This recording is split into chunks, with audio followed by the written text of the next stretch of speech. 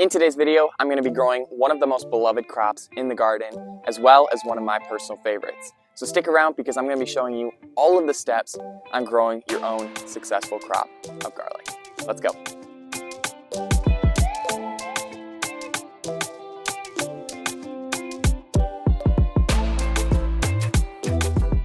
Now, before we get to planting our garlic, there is a step which is perhaps the most important that we need to do before that, and that's choosing the right variety of garlic based on where you live. Garlic can be separated into two main categories: hardneck varieties and softneck varieties.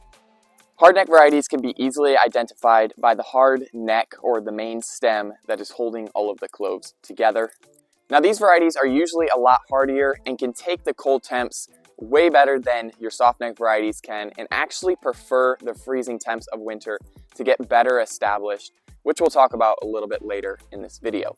Hardneck bulbs are usually a lot bigger as well, and they are a lot spicier. So if you're looking for the more pungent taste that comes with some of your garlic varieties, or if you're living in a colder climate, you might want to stick to your hardneck varieties. Now, softneck varieties are varieties that are usually more suited for your warmer climates. I have had success growing these in our colder climate, but they're going to do a lot better in areas that do not experience a harsh winter. Softneck varieties are usually more commonly found in your grocery stores because they will store longer, so they will stay fresh a lot longer than your hardneck varieties will. Now, like I mentioned before, softneck bulbs are usually smaller than your hardnecks, but they do carry more cloves per bulb. So in the end, it really doesn't matter which route you take. The harvest is going to be about the same. I've had success growing both of these types of garlic in our area. The hardnecks do, however, do a lot better, whereas the softnecks, we do get bulbs, but they don't get that big, and that's just because we do experience a colder winter. But these are really the main differences when it comes to choosing the right variety based on your climate. Now, hardneck varieties can be grown successfully in warmer climates. However, they do need the cold temps of winter to basically sprout. So if you're not getting at least 2 to 3 months of freezing temps in your winter, you might run into some problems with growing hardneck varieties unless you take this step. You can trick your hardneck varieties into thinking that they went through a winter by putting the bulbs in the refrigerator for 2 to 3 months. And what this is going to do is it's going to basically make them think that they went through a winter, which is going to help them sprout, and you're going to have a way better harvest, way more success when growing your hardneck varieties if you take this extra step. Now, when I say put your garlic in the refrigerator, I mean put them in the refrigerator. If you put them in the freezer, they're just going to sit in there, they're going to freeze, the cells are going to burst, and you're going to be left with nasty garlic that is dead and won't sprout. So just make sure to check your bulbs that you put in the fridge every week or so. Make sure that they're not rotting and that they're still healthy. And if they do sprout, that is totally okay. Let them do their thing. And then somewhere at that 2 to 3 month period, with the temps being at 35 to 45 degrees, you can pull your garlic out and they will be ready for planting. Now, when to plant your garlic depends on where you live. It's important to plant your garlic in the ground before the coldest part of your winter sets in, so that gives the cloves time to establish a little bit of a root system, so that they basically just go dormant instead of sitting in the ground, freezing, and then eventually rotting. But you also don't want to plant them too late because, like we talked about, they need this cold period to basically allow them to activate and allow the cloves to sprout. Now, as a general guide, I'm going to leave this chart up here so that you can get a rough estimate of when the best time is to plant garlic based on what zone you're in. But what I like to do is get my garlic in the ground 2 to 3 weeks before my first hard frost, meaning below 32 degrees Fahrenheit. So if you're getting some light frosts and you haven't planted your garlic yet, that's totally okay. Just aim for that hard frost and then track back 2 to 3 weeks before that, and that's the best time to get your garlic in the ground. Now, when it comes to preparing your soil for planting, garlic is not one of those crops that you need to necessarily worry about. It's not a super picky crop to grow, and it's actually relatively easy. However, there are some things that you want to self-prepare your garlic for so that you're guaranteeing success and that you're getting the outcome that you want.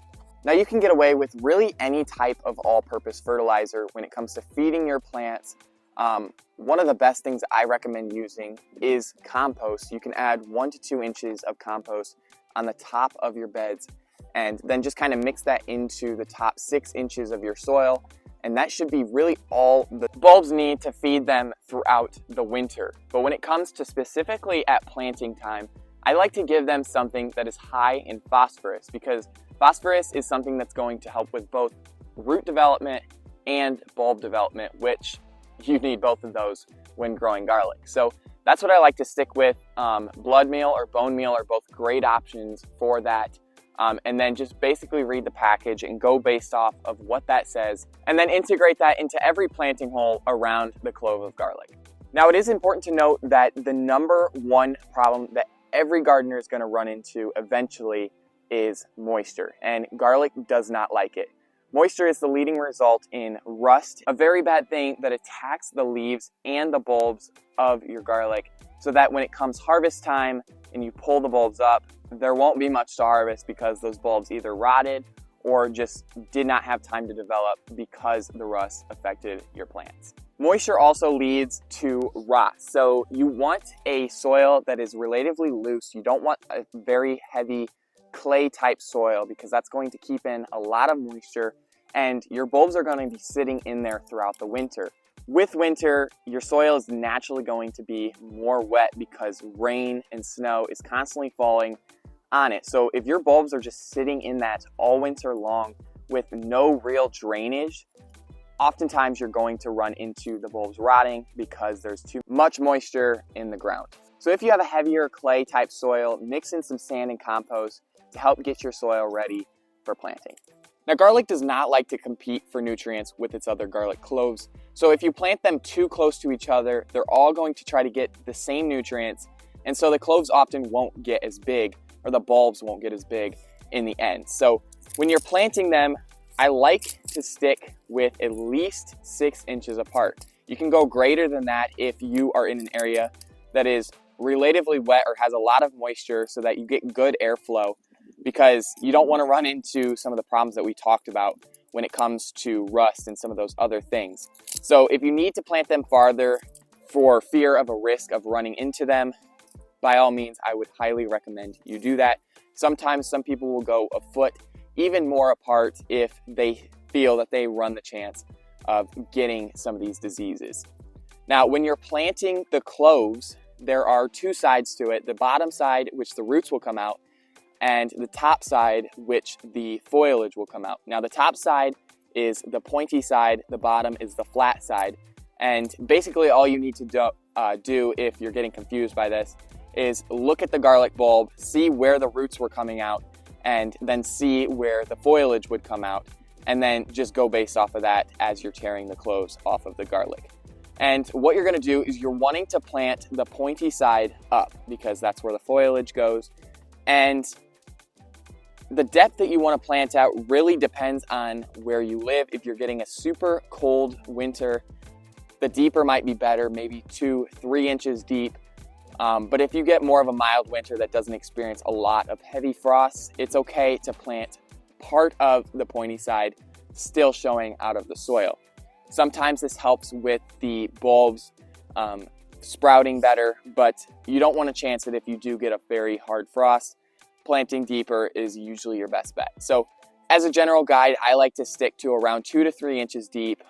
All of my bulbs sprouted, had no problem with that depth.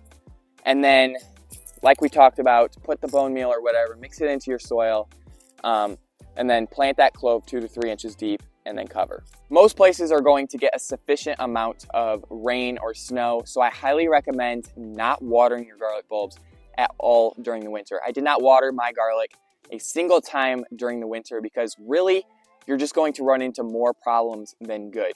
You might think that you're keeping your bulbs alive, but really you're just increasing their chances of rotting or getting diseases or just freezing, because that water, once you pour on top, is just creating the environment that the bulbs are growing in colder.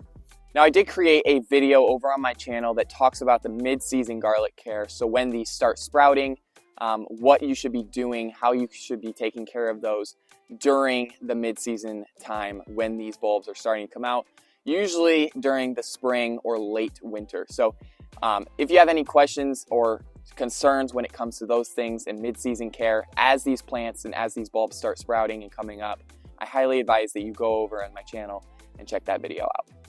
That is all that I've got for you guys today. I really hope that you enjoyed today's video, and if you learned something new, make sure to like and subscribe and check out our seed shop as well. We've got tons of awesome varieties that you can get your hands on and grow as we grow throughout the winter and heading into the new season. But that's it. Thank you so much for watching, and we will see you in the next video.